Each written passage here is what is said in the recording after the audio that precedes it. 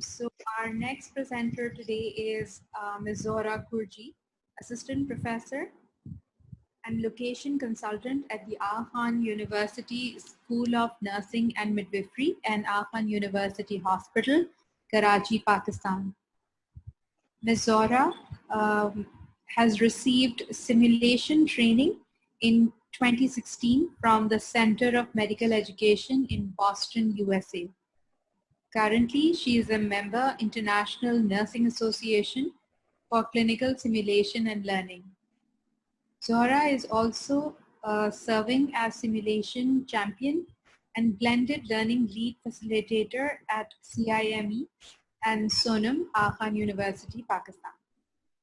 So welcome, Zora, and over to you. So thank you, Azra, for the introduction, and thank you for participants to join me for this session. So as today we'll talk about how we can engage our student through virtual simulation and debriefing process, and we'll also talk about few of the experiences, research, and what are the policy implications now the education world is talking about. So as we will move, I'll just need some survey from you. There will be something on your screen. If you can just click very quickly so we can start, and then we can see how much experiences across the participant has in terms of simulation. So 55% says yes and 45% says no. They don't have any experience of simulation in teaching and learning. Okay, so with that, I think we have a clear idea about it, around how many percentage of already participants know about the simulation in this webinar.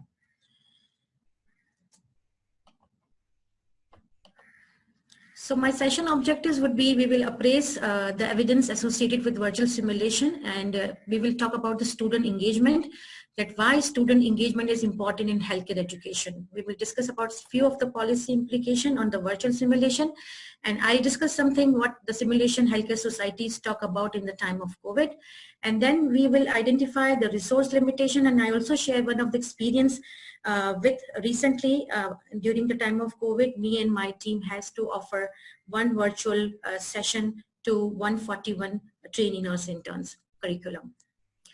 So before moving towards, there are a few terms which is interchangeable in using in the world of education. That is the virtual simulation, tele-simulation, distance simulation, remote simulation. So these all words are, you can use it. Virtual reality simulation is something which requires some kind of 3D dimensional softwares which used by the healthcare industry education, and it requires few of the hardwares and 3D glasses in which the students can engage and immerse in the scenarios which is given to the students and basis of the clinical scenarios which you are talking about. So what is the background? Why we are talking all this about today, about the simulation, about the virtual simulation? So as an educator, we know that our undergrad nursing students, students are the technology enhanced. They need experiential learning exposure, and we are very much clear that now with the millennials, these all researches and experiences are showing that they are engaged more with the technology, with the media, with audiovisual stimulations, and they can easily collaborate, and intensely they can give the feedback on whatever they are doing it. So nothing to endorse in this about with the research and experience we are and then dealing with the millennials since last many years.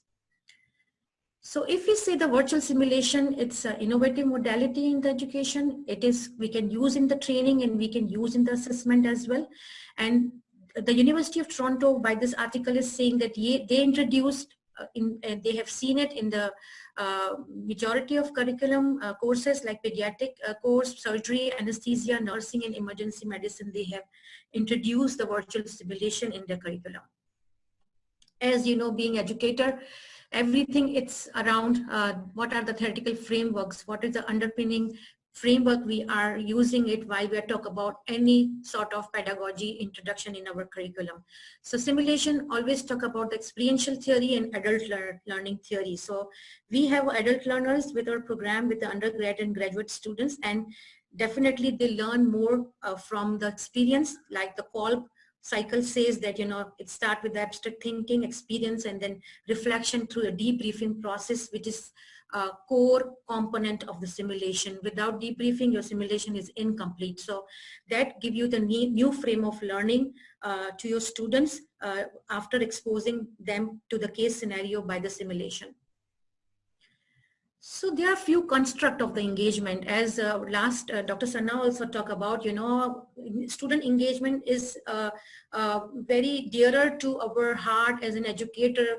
When we invest the time to plan something for our students, we want our student to engage to achieve the learning outcome which we have determined. So these three constructs are really important in terms of giving to measure some kind of engagement of your student, which starts with the flow and then to the interest. So in flow, your clear objective, your LOs are important, your student concentrations are important, that how much they are concentration, they have the concentration in terms of achieving those learning outcomes.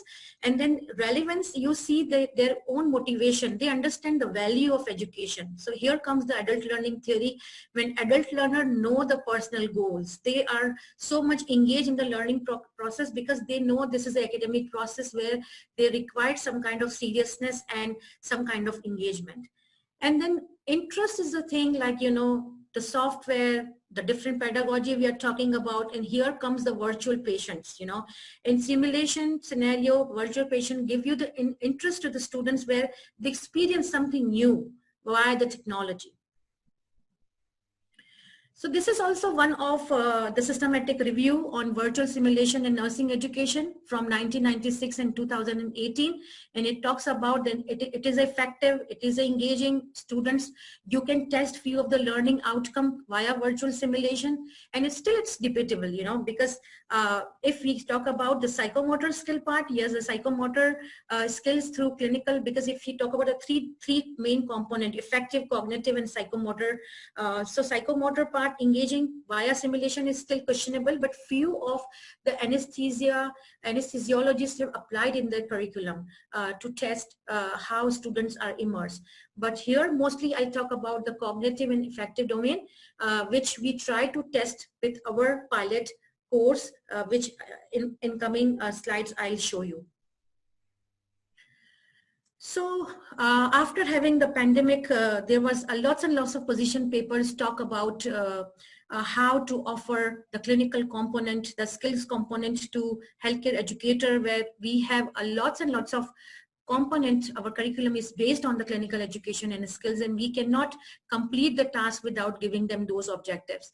So this position paper was given on March 30, 2020 by Society of Simulation in Healthcare, whereby they said that during the time of COVID, when entire world is moving and we need healthcare providers of coming time to serve, to solve the problem of the shortage. So around the world, they have approved that, virtual simulation could be incorporated and we can replace few of the scenarios via virtually. So basis on that position paper, and as a simulation champion, in our course, we start thinking about it now, what to do with our student when we will offer them course with 141 TNI, training nurse interns, and there was a major component of the simulation. So the nursing interns, trainee nurse interns are the interns who work with AKUH during their time of internship, and we provide 200 hours of curriculum. We, as in like if I say we means like in a palliative and oncology stream Sonam, we offer them some hours of the curriculum to fulfill the requirement of it. So it was around 20 hours curriculum which we need to offer them within 4 days. And then during the time of COVID, the 4 days has the theory component as well as the component of the skills. The theory component we have given through all the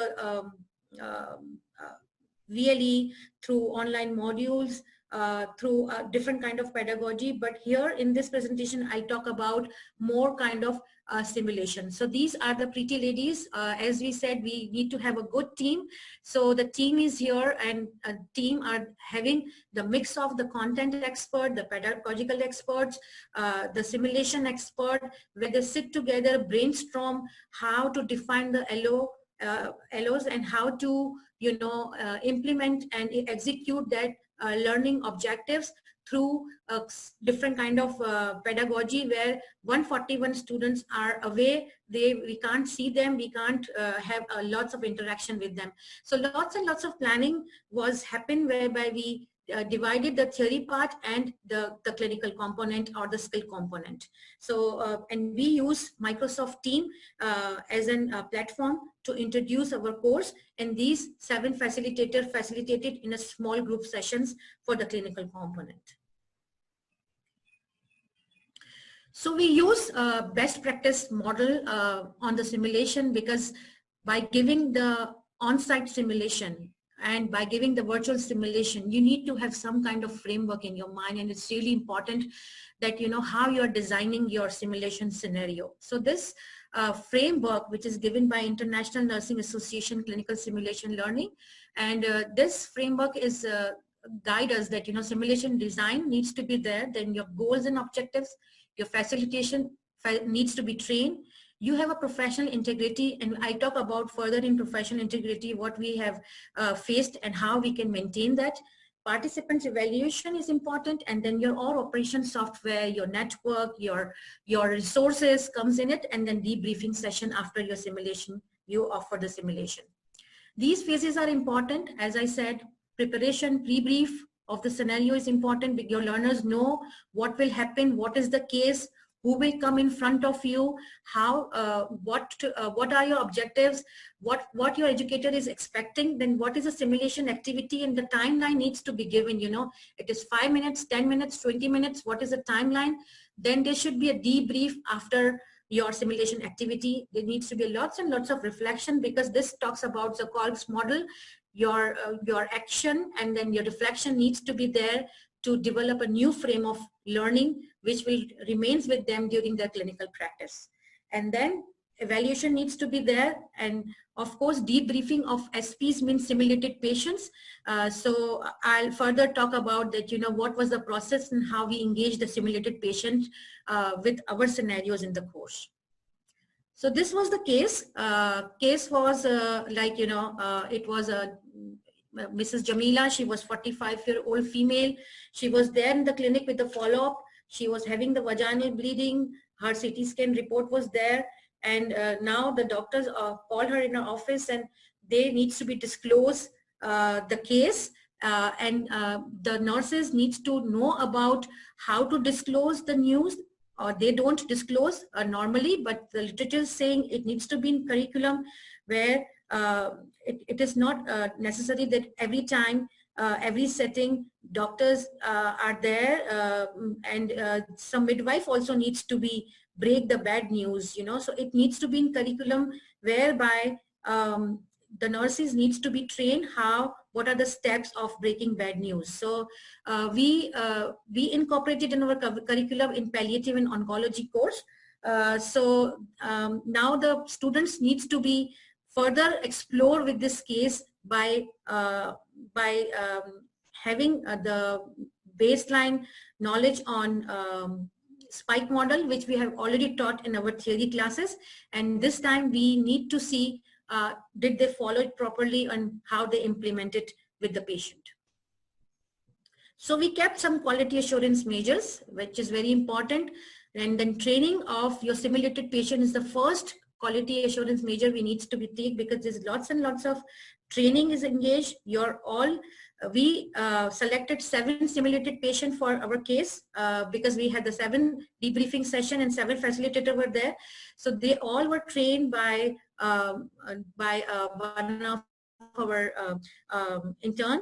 She engaged developing every thing around to train the simulated patients, and we call them through the Zoom for the training, for the test, for the mock, and we have incorporated every feedback of our simulated patients as well, that when they will be in front of student, what things needs to be catered, how we can make it,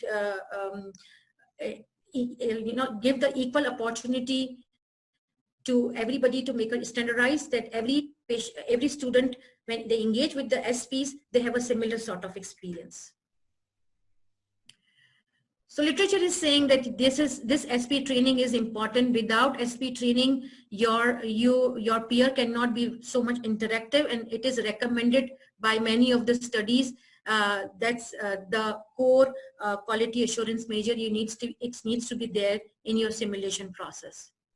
So these are some guides we have developed, the team had developed on the Breaking Bad News for the facilitator guide and all the TNI's guides. So 2 guides needs to be developed so everybody knows about, from the time to objectives to the debriefing questions, that what exactly, which kind of experience they will have in their simulation sessions.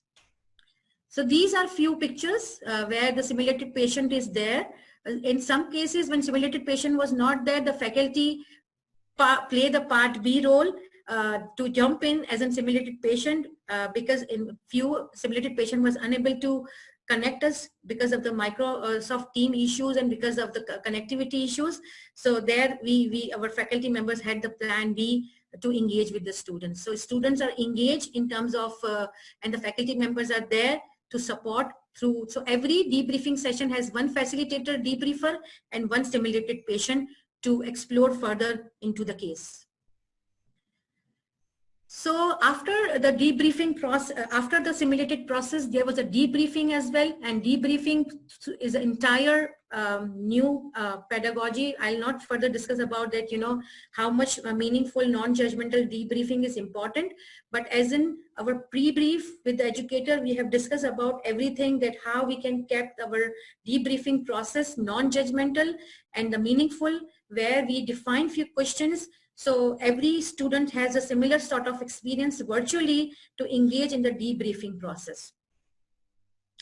So the challenges now, the simulated patients, as I said, they feel that, few of them not able to connect, to repeat the same situation with every SPs assigned 20 students, and this activity we have done in pair activity.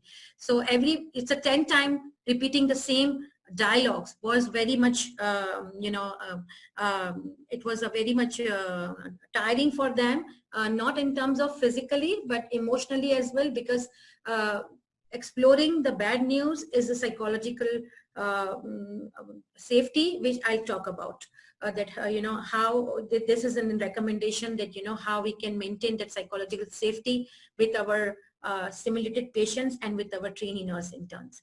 So facilitator monitoring 141 students, it's a tedious task, as you can feel our pain as an educator. Individual feedback was also very much challenging for us, because 141 students and the timeline was only 4 days, and we kept this activity for the 4th day. So every student having feedback in a real time was an issue. The training nurse interns, we face a connectivity issues, because this course was given within 4 days. Few of the TNIs was unable to attend on and off because of the power issues. So power issues within Karachi in few areas was fluctuating, so that was the issue. And then timings in terms of 4 days timings within this 20 hours was very tiring for them, back to back with synchronous and async activity. So as I said, psychological safety, and this is the safety we need to cater in the simulation education. That safety, it's important not only for the SP simulated patient, but for the students as well. We need to, we experienced this, while we were patient or students were virtually available in front of screen, and by disclosing some kind of situation which could be traumatic with them, by having some past experiences, so that safety needs to be very much challenging in terms of facilitator to give them the counseling, consultation, e-consultation, your psychological, the psychological help needs to be provided to them if you can feel some kind of distress among your students or among your SPs. So this is a student feedback, like they have rated 118 participated in, majority of feel like, it's excellent and good. And this is the debriefing session they have rated. And objectives, they feel that, majority of objective was clear to the simulation. The students really appreciated, lots and lots of reflection they have given, that they enjoyed this activity. It was fun. It was so much learningful experience, and it will help them in the clinical practice. When they will go back in the clinical areas, they can enjoy this, they can able to explore this spike model which we have run through the clinical simulation. Now, lots and lots of policy, as I said, implication is roaming around, and as a simulation champion and as educator, I have seen lots of position papers and opinion papers by having this COVID-19, and to think about the clinical practice. Still, there's no conclusion, but there's lots and lots of discussion by New York Times, by having some of the Californian government also wrote some policy papers. So still, it's in this world we are deciding, discussing, we are trying to dig out some solutions. Still, nobody has an answer, but we are piloting some activity, as we piloted once with a low fidelity simulation, but definitely there's a high fidelity simulation needs to be piloted in the curriculum to see either it is effective or not, either students are learning out of it or not, either we need to spend the resources in it during the time of COVID. So these all questions will remain there, but as an educator, we need to first pilot, and then we can able to answer those questions with some kind of having experience and some kind of students' feedback. So after a long journey, 4 days, day and night working, we have a celebration moment. We enjoyed that finally we did it, how we have planned it. So, these are some of my team members, along with our dean. She was also there to appreciate the team. And now the floor is there for the question and answer session. And I'm here to respond to your questions. Thank you. Thank you, Zohra, for such an insightful and interesting talk. There are a couple of questions for you in the chat. So this first question is, what is an ideal student versus facilitator ratio for simulation? So it needs to be, if we are talking about insight simulation, one scenario needs to have minimum 3 students per session with one scenario. And if you're talking about a debriefing, then it needs to be 8 to 10. And we face difficulty by having the less facilitator in our course because it's a 20. So it's our recommendation that, it needs to be there, not more than 10. Otherwise, it is difficult to manage and to give individual feedbacks. Thank you for that. Another question by Sadia Abbas. What this kind of care non-verbal gestures are also very important. How was the aspect demonstrated, or if not addressed? So as before planning, during planning, this was the question was coming many times in our mind, like virtually breaking bad news where you need non-verbal gesture, how you can address, But when I was in the debriefing process and when I have seen my students communicate with the simulated patient through virtually, and I have seen some students, non-verbal by looking at some kind of reservation to explore. And further in the debriefing, the similar students shared that they have a recent experience of in the family dying. So, you can easily, the camera is, I think it's more close version than, which is I feel in the classroom setting when your student is away. Non-verbal, you can easily judge if you can ask your student to open up the camera, and you can see their non-verbal gesture by looking very closely. Right now, my camera is on. You can see my expressions very clearly. So these sort of questions, when you will experience, then you will get the satisfaction. So before that, you know, these points were in my mind, but during the time when we experienced, and then because our patient was away, our student was away, but you know, we asked our simulated patient to keep the glass of water with them, to keep the tissue paper with them. So while they were crying, our students were able to tell them, you know, drink water, take tissue paper. Okay, it's really hard to you. So some sort of gesture they are giving their words.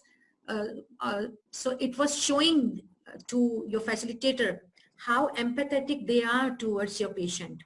And so before, you know, it is really important for you as an educator to set the ground rules, because you needs to tell your students that, you know, this situation is a situation where you need to make a ground that, you know, this is the death and dying situation. The client is stage 4 cancer and she is having 3 children. Now she is in clinic and now you are going to break the bad news in front of it. So what sort of expressions and what sort of feelings somebody has when they feel?